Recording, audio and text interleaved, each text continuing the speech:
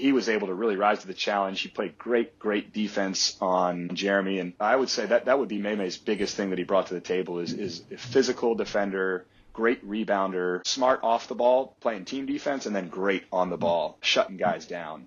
And I think he could do that at any level. And I mean that all over the world, at the highest level. He could go play great defense on an NBA court. I truly believe that. What areas do you think Mei Mei needs to further develop? Yeah, I think if we have some more time with Mei Mei, we hope to get him back next season, honestly. But I would love to spend more time with him.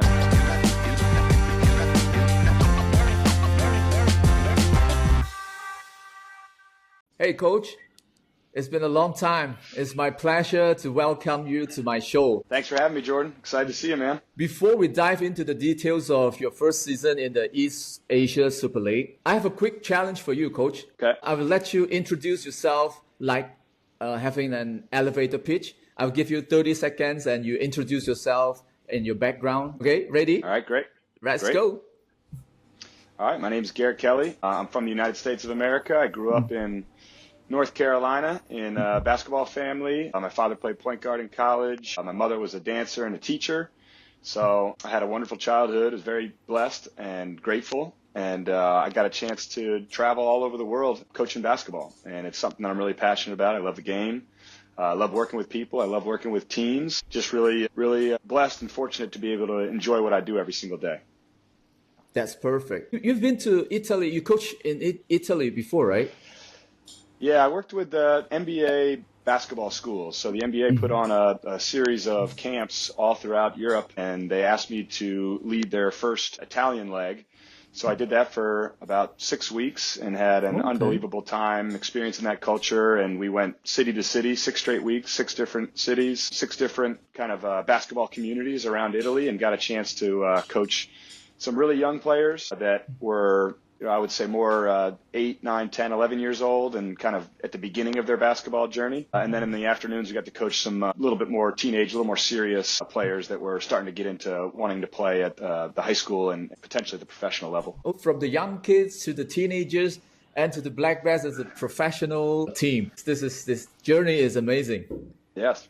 Yeah, absolutely. And my last 2 seasons, I was in the United States. I was coaching at the University of Memphis. And their head coach at Memphis, my boss, was a NBA superstar, former NBA superstar, Penny Hardaway. He was a great player back in the 90s, and then he had some injuries that cut his career probably a little bit shorter than he would like. But he was a great boss. I learned a tremendous amount from him. But he's a Hall of Fame caliber player that is now coaching at the collegiate level in the United States. And I got to work with him and learn under him for the last 2 years prior to coming over to Macau, which was a blessing.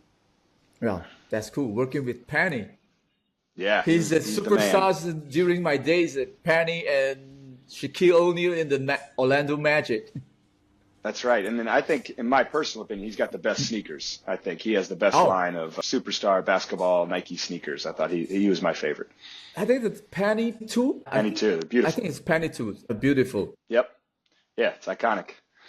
All right, let's jump back to, let's talk about your first season in the EASL. Sure. Because Black Bears recently wrapped up the first season and you as a head coach of the Black Bears, right?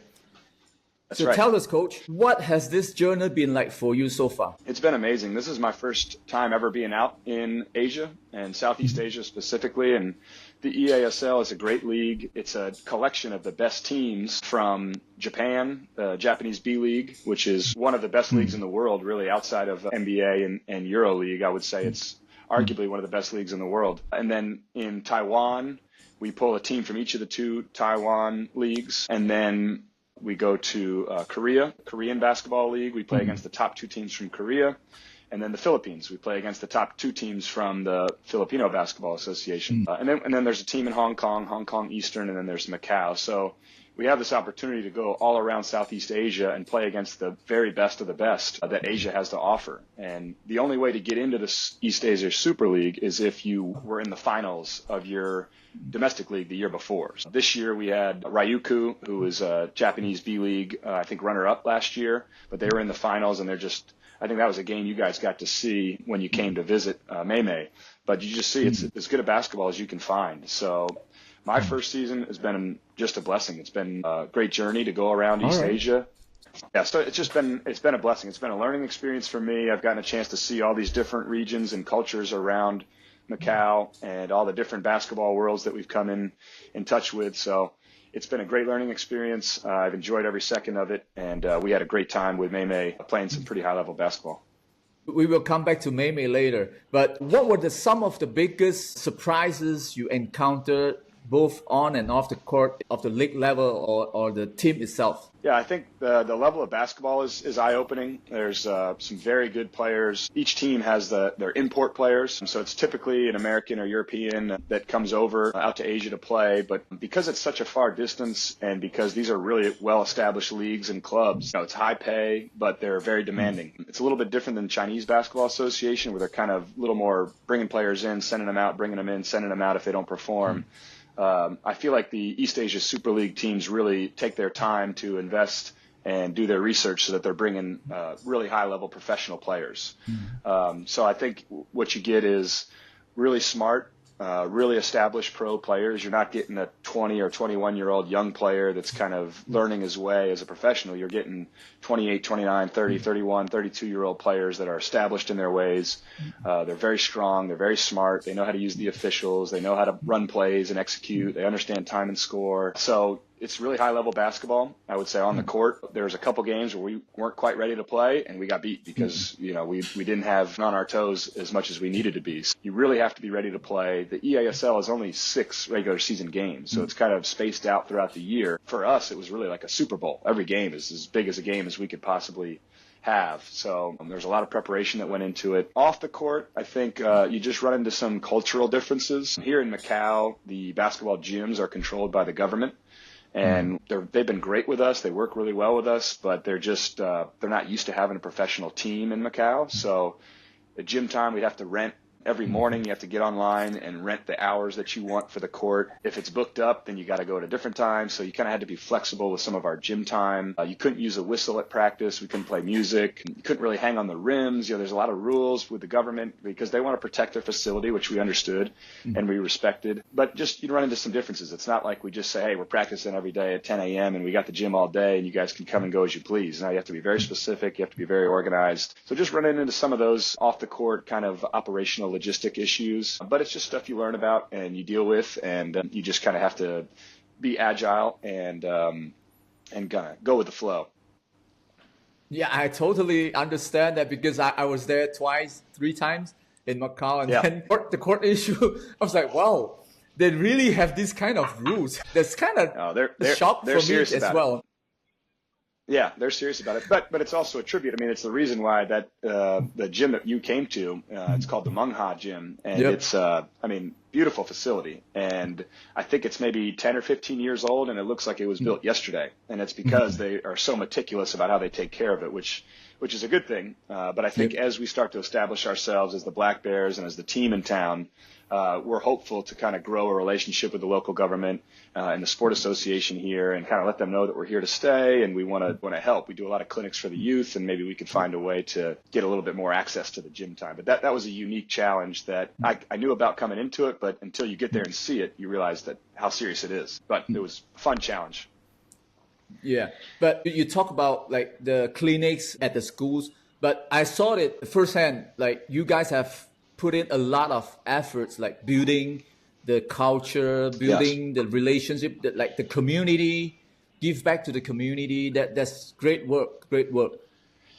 Yeah, absolutely. I mean, that's what basketball is such a great thing about sports in general. Basketball specifically is to just give back. You learn lessons, you play for good coaches, you learn stuff. And then if you can put some of that passion and joy into a younger person and let them see how much fun this game can be, whether you're playing professionally or not, just playing with your friends and being active and getting exercise and being a part of a team ultimately is just such a rewarding process for especially a young person.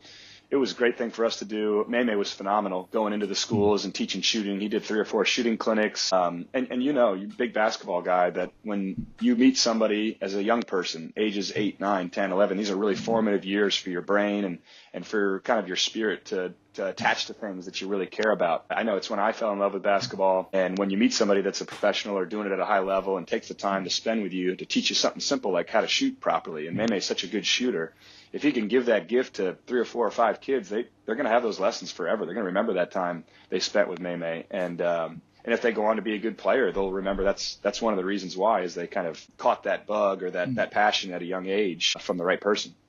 Yeah, absolutely. Absolutely. So in terms of the performance of the Black Bears in the EASL, how do you feel the team did compared to your initial expectation? I think we overachieved. I think I would talk to our general manager, Kevin Connolly, talk to our president, Lucas Pang, our ownership group, Jackie and Jerry. I think as a group, as a whole organization, I think they were really satisfied. I think we kind of, Kevin, in private conversations, he's kind of like, listen, this is a tough league. You're playing against the best teams in Asia.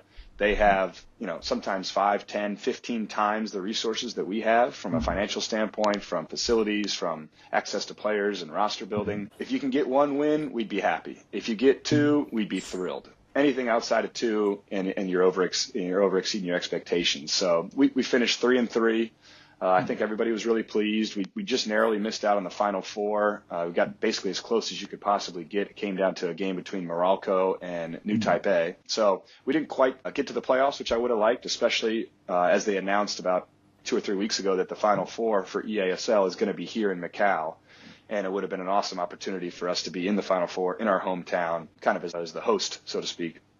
But overall, I think it was great first year, exceeded expectations. Our roster turned over about 3/4 of the way through the season as Mei Mei had to go back to his team for the playoffs and go back home. And then we lost 2 of our other top scorers and rebounders to getting promoted to higher levels and getting bigger salaries. So that was great for them. I was thrilled, but it kind of left us at, I think we were 2-3 going into our final game, and we won that last game. We were able to find a way to pull out a win our final game and end the season on a high note. So I would say exceeded expectations, but still, obviously, we always want more. We want to go to the highest level. We want to go to the Final Four. We want a chance to play for a championship.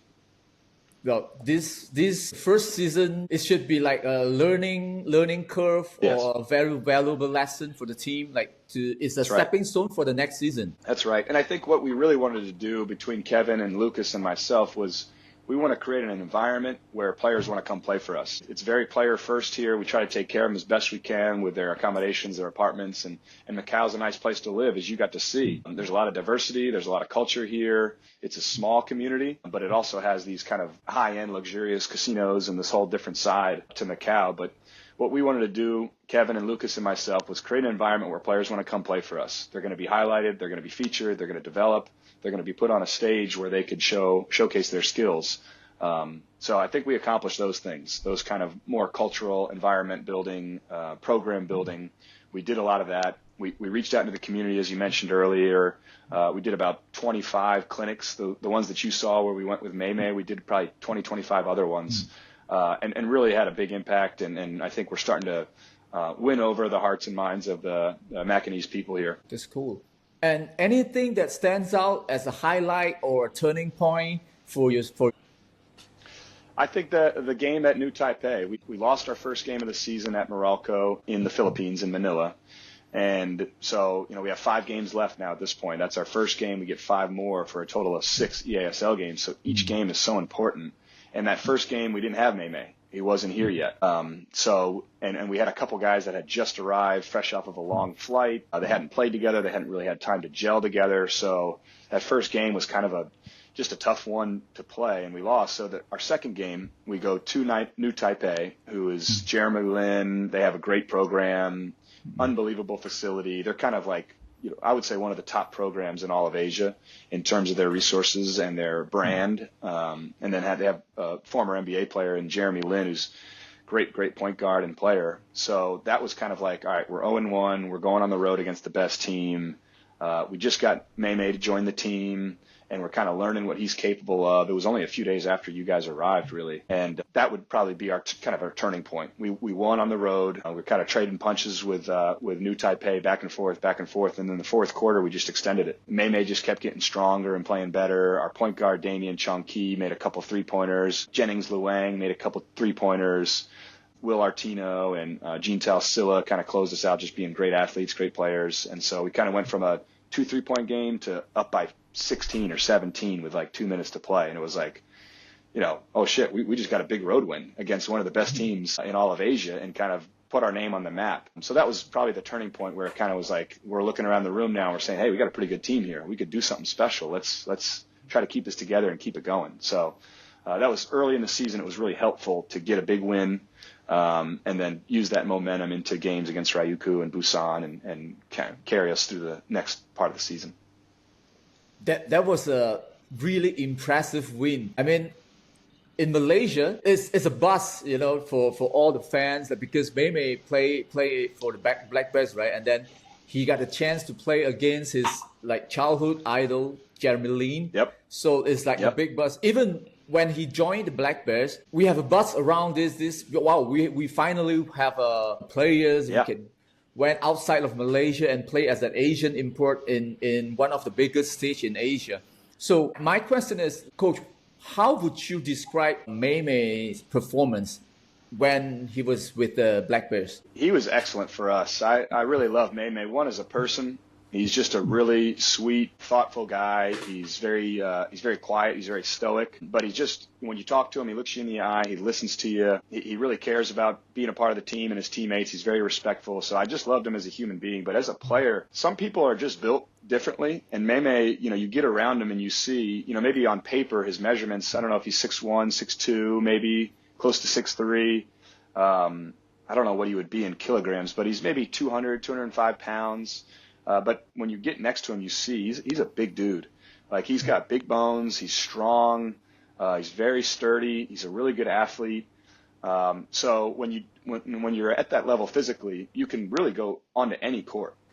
If you don't have that physicality about you, no matter how skilled you are, you're not going to be able to go play against bigger, stronger, older players. It's just not going to happen. But Mei Mei is physically strong enough to get in there and put his forearm on somebody or put his body on somebody and move people out of the way for rebounds or for defense or for a screen or to drive it. So physically, it was surprising when I got next to him. You give him a slap on the shoulder and say, "How you doing, man?" And you're like, this is a big dude, man. He could play football. He could play rugby. He could play a lot of different sports if he wanted to. So physically, he was able to go into the game, guard people. If somebody tries to drive it on him and be physical, he can hold his ground and even push him back. He can switch on to a bigger player that might be taller or heavier than him, and he's still strong enough to get his feet on the ground and hold his own. So physically, he was a great addition for us, and you saw him join us. I mean, he basically got thrown right into the fire.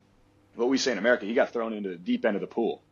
It's an analogy for if you don't know how to swim, and instead of getting in the water where you can stand on the ground and kind of get your feel, you just get tossed into the deep end of the pool and you got to figure it out, which is a great way to see if somebody is capable of handling that environment. And Mei Mei more than answered the challenge. He wasn't able to make his shots that first game from the outside, and some of that probably had to do with some nerves. But physically, he went up against, like you said, his childhood hero, which you can't really understand how that feels unless you're standing on that court and the ball gets tossed up and the whistle blows and it's time to go. And he was able to really rise to the challenge. He played great defense on Jeremy. And oddly, our scouting report was, hey, Mei Mei, you need to be really physical with him. Don't hurt him. Don't do anything dirty or anything, and Mei Mei never would, but we're just like, it's okay if you knock him over a couple times just in the game, boxing him out or going for a loose ball or just being physical with him.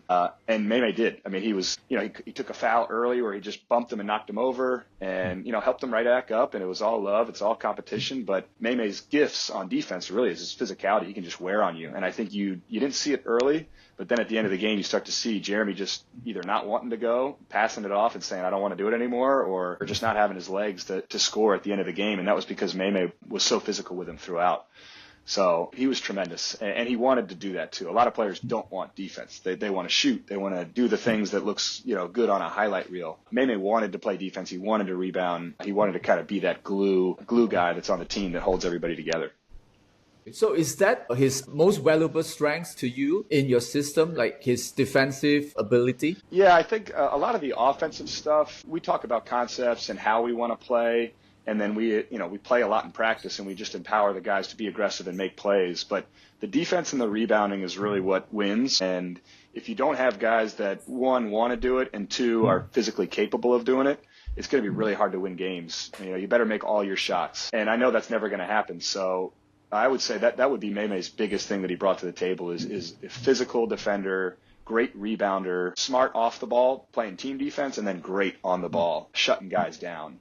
And I think he could do that at any level. And I mean that all over the world, at the highest level. He could go play great defense on an NBA court. I truly believe that. Offensively, he can shoot the ball so well. And I think he was trying to be a great teammate, especially early on, and pass more and just fit in. And so it took us a little while, but in practice to get our feel for Mei Mei and say, hey man, you need to be aggressive. You can score, you can shoot, you can drive it past people, you can post up, you could do a lot offensively and be more aggressive. And he started to get that way, playing pick and roll a little bit more, posting up and calling for the ball, shooting his 3-point shot when he was open and looking to shoot it, which was great for us because he's very skilled on the offensive end. But I think going back to my original point, defensively and rebounding, which are the most important things in basketball, that's where he's the best. Okay. So, but on the flip side, what areas do you think Mei Mei needs to further develop? Yeah, I think if we have some more time with Mei Mei, we hope to get him back next season, honestly. But I would love to spend more time with him handling the ball, just learning how to handle the ball with either hand. Because he's such a good shooter, he's going to have players closing out on him with a lot of desperation because they want to take away his jump shot. So he's going to have the opportunities he can either shoot it or he can try to drive it, and attack that closeout. And dribbling the ball a little bit lower, being a little more confident in his ball handling, especially going through traffic, and then learning how to make those plays as he does drive. It could be a finish with his right hand. It could be a finish with his left hand. It could be jumping off of 2 feet. It could be jumping off of 1 foot. It could be stopping and pivoting and trying to find somebody that's open on the perimeter for a shot, or it could be passing off of a live dribble where he's driving it and somebody steps over, the help comes, and he's able to bounce it or lob it to a teammate. He had a beautiful pick and roll play in the game that his entire team came out to Macau to watch. And he had a beautiful play earlier where he came off of a ball screen, the help came over, and he lobbed it to Big Sam for a catch and dunk. And it's just a beautiful play that shows he's really capable of handling the ball. And I think he could play a little point guard. I think he could play a little bit more aggressively with the ball in his hands on offense. So I think in the off season, I know he takes great care of his body. I know he's always working in the weight room, getting stronger and working on his balance and his stability, which is a really strong suit for him. But I think in the gym, I would work on with him just handling the ball a little bit lower and making quick decisions off of a 2-3 dribbles, making a pass, making a score, just being aggressive with the ball in his hands, dribbling. All right. Because recently, before I interview you, I did an episode with Mei Mei as well. He admitted that he needs to work on his one-on-one because he feels that his strength is playing handoff or pick and roll. Yep, sure. But he needs to work on his one-on-one. He admitted that. So, yeah. Yeah, I think it's really a simple thing, too. Because of his strength, he could go into the post and I'm going to get to my jump hook. I'm going to get to my right-hand jump hook and score it. And then if they cut that off and they play spectacular defense, I have a counter move where I can spin or I can go into a fadeaway or I can spin and go to my left hand. But he could just keep it real simple. You got to honor him. You have to play him close because he can shoot it so well.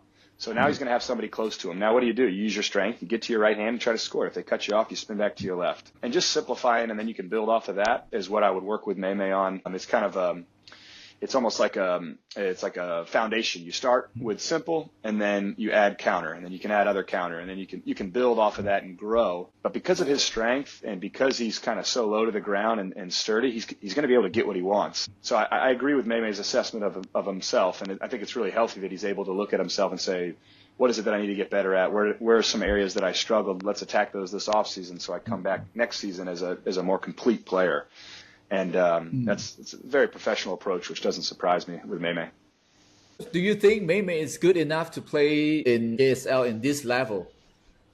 Absolutely, yeah. I mean, and again, we want him back. I don't know how it's going to work with our president and GM and his team, and continuing that relationship. I hope we can make it work, but he's absolutely good enough, and I think he has another level or two that he can go up. Again, if he's able to start to build on those one-on-one skills, if he start to expand his ball handling and his ability to make plays off the dribble, again, defensively, rebounding, shooting, he's as good as anybody in our league. So right there, he's at the upper echelon of Asia, and I think if he adds a couple things off the dribble, I'd love for him to get with Jeremy Lin, honestly.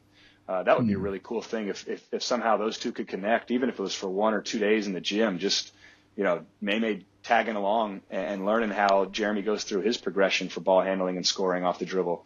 That would be a really neat thing to do for him. But that's where I think Mei Mei could take another step up. And he's already a very efficient and good player at the EASL level, but I think he could take another step up. Yeah. He is trying to improve on this during the off season, but because the games keep coming up, then they're gonna play in the BCL, the Basketball Champions League, and then they have to prepare for the Southeast Asian Games. So I'm not sure when is he going to have the off season to work on his craft.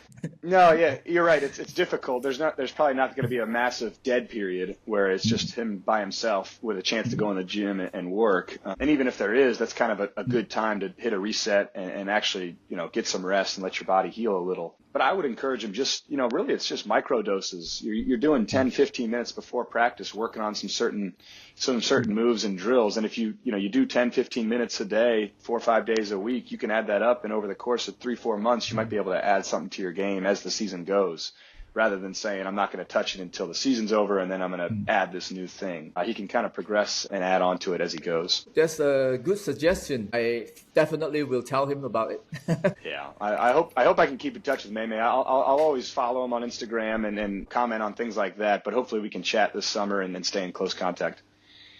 Absolutely, sure. And now, Coach, I would like to talk about your coaching and your leadership and your principle, because you have coached in different countries or different environment. And now here you're leading the Macau Black Bears, right? So what are some of your leadership principles that you rely on when building a team? I think empowering everybody on the roster to be a leader. There's kind of an older school approach where you have one captain or one leader and he's the one that controls everything. And we try to kind of do it in smaller groups and really empower everybody as a whole on the roster, whether it be the last guy on the bench or our top player. But I think when you have multiple voices and multiple people holding each other accountable, you get more of a group. It's the coaches, it's the players, it's our support staff. We're all in it together working towards a common goal. We want our guys to compete, and that's really the foundation of everything is being a competitor. And competing is something that I've personally taken my own time to say, what does that mean for me? And for me, it just means giving your very best effort. And sometimes that changes from day to day, depending on how you're feeling or depending on where you're at in the season. But that's kind of what I ask these guys every day is, hey man, let's compete today. And maybe we're not playing in a game. Maybe we're not scrimmaging in practice. Maybe we're just doing some shooting drills. Maybe we're just doing some rehab or some weightlifting, but compete. Give it your very best effort. And if you're giving your best effort, we're cool. But if you're not giving it your best effort, why is that? Why can't we do that? And I think our guys did that the bulk of the time throughout the season is we really competed. And we competed against the teams we're playing against. We competed against each other. And I think that can be fun. And that's a big part of what we do is try to have some joy and have some fun with this. One of our first speeches, I would even call it a speech, but just intro meeting to the team is like, guys, listen, this is the best job in the world. It might not be your, top salary paying job, or you might not be exactly where you want to be, but as far as a big picture, you're getting to play basketball for a living. There's nothing better. And if you love this game and you love being on a team, then there's nothing better than this. So let's enjoy it and let's give our best effort every day. And if we do, I think we can, more opportunities will come. There'll be more teams come asking for you, and you get to do this more. Because once you stop playing basketball, you got to find something serious to do, which I can't imagine doing. So let's enjoy this. Let's cherish it by respecting it and working really hard at it and doing it right. But let's also take time to enjoy it. And that's a big foundation for what we do. Is Kevin Connolly, our GM, kind of established that and empowered me. It's one of the reasons he hired me. We like to have fun with this. We don't take ourselves too seriously. We enjoy ourselves every day. We work extremely hard. But, on the court, I would say it's more, really competing on defense. Staying in front of the basketball is our foundation on defense. Can you stay between the ball and the rim? And if you can do that, then the offense has to shoot it over you. It gives you a chance to contest. It also puts you in position to box out and get the rebound. So we keep it super simple. Communicate a lot on defense, stay in front of the ball and compete for rebounds. And offensively, we want to play in space. We want to highlight your strengths. We want to share the ball. We did a small kind of analytical thing where we tracked our passes every game, total number of passes throughout the entire game. And when we lost, it was under 200 passes. The ball was kind of sticking in guys' hands. We weren't sharing it as much. When we won, we're up to 215, 220, 230, 235 passes in a game. And it's just much more fun to watch. You see the ball passes from side to side. It goes inside, it goes outside. Everybody's involved in the action on offense, and it's a fun brand of basketball. It encourages guys to make plays for each other, get assists, set picks to get guys open, cut, and rewards guys when they're open, shoot it. When you're not, pass it, make a play. So I think defensively it's a lot about competing. Defensively and rebounding, it's about competing. Offensively, it's about sharing the ball, having fun, playing for each other. And I think when we played at our best, you really started to see that, and we started to gain some momentum from that. Because now you talk about the team, your defense and offense, team dynamic and stuff like that. There's something I'm interested in, because in Macau, in the Black Bears, you have guys like like more senior player, and you have guys with like rookies, and then you have guys older, you have younger guys. And how do you handle those players at the different stages of their career, or they come from a different backgrounds, and some of them, how do you handle the foreign players and the local players and the Asian import players? Sure.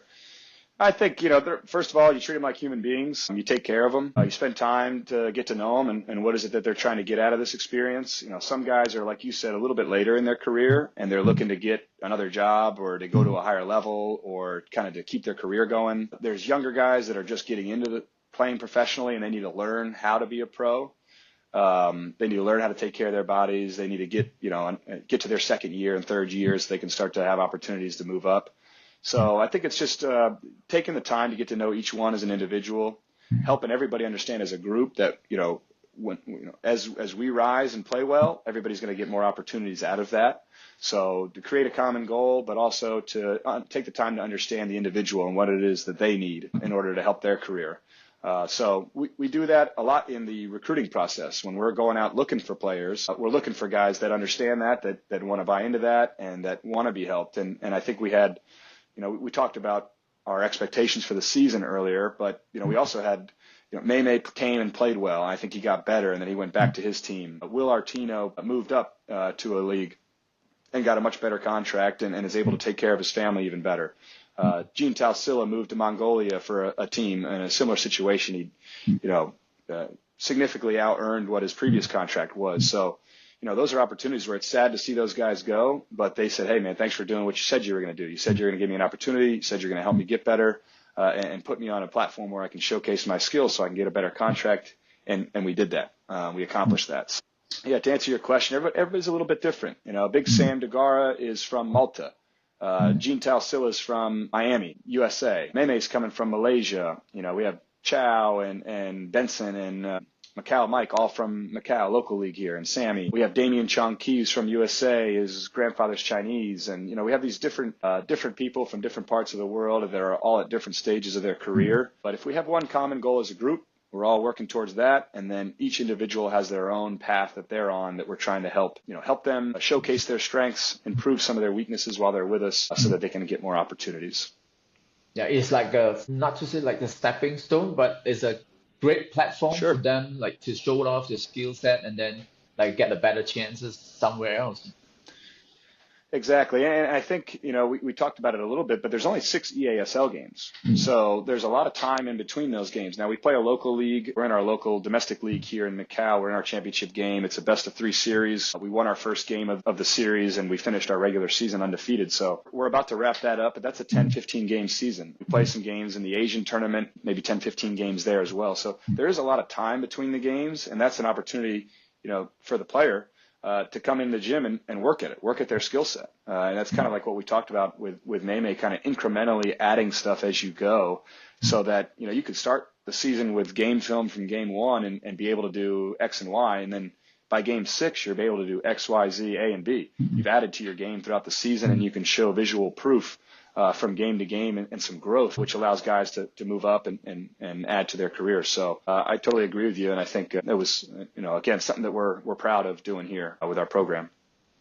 And you mentioned just now, because you said between games, there's a big gap without games in the EASL, right? So do you think that's right. It makes it harder for you to build a team chemistry in a situation like this? Yeah, it definitely does. And again, we try to I'm an optimistic guy. I wake up every day looking at, what's great about what's going on. And I think we took that as an advantage and we said, all right, we got to have all this time to work on our skills and get better, get in shape, become a better player. But it is harder to not play games because you really can't replicate it in practice. You can't replicate that feeling of playing in a live game in a stadium with fans and referees and, the TV lights come on.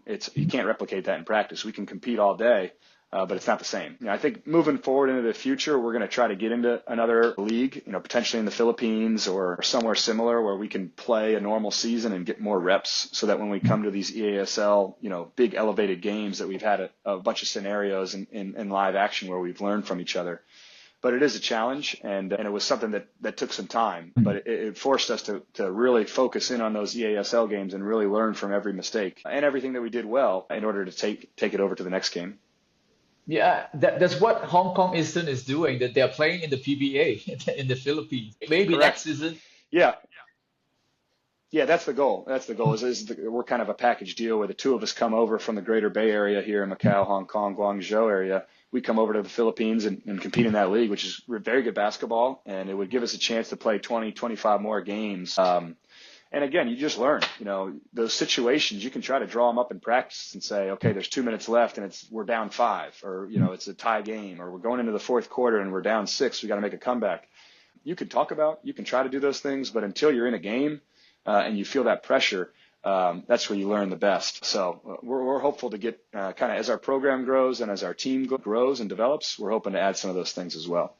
Well, I'm looking forward to it. I'm looking forward to seeing the Black Bears in the PBA or some other Asian leagues competing. Yeah, likewise. Absolutely. And going into next season, what are your main focus to ensure the Black Bears step up to the next level? Well, I think, what we just talked about, joining another league, and that would give us more games. It would give us more opportunities to showcase. It would be more enticing for players that want to come play for the Black Bears to be able to say, we're going to play a 40, 45 game season and add some of those games and those competitions and those opportunities to win championships, to win bonus money, to win playoff bonuses, all those things. That's what is really important.